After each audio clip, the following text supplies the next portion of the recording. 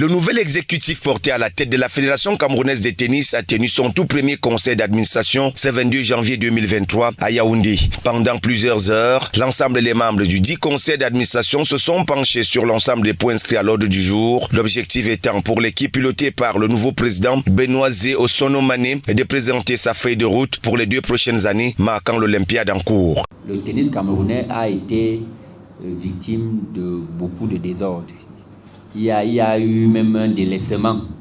Il est question déjà de raviver le tennis sur toute l'étendue du territoire. Il y a des régions où on ne parlait plus du tennis et les régions même où on en parlait, le tennis n'était vraiment plus une activité sportive qui se faisait.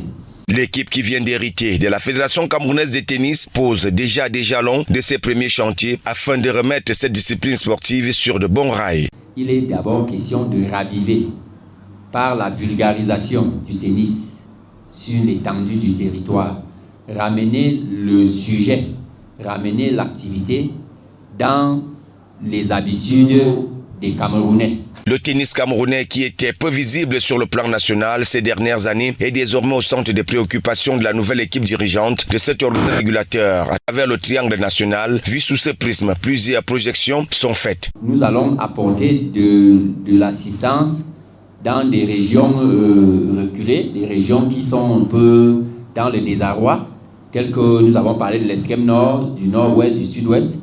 Pour les amoureux inconditionnels de la petite balle jaune, le rendez-vous est pris dans les tout prochains jours à l'occasion de l'ouverture de la nouvelle saison sportive.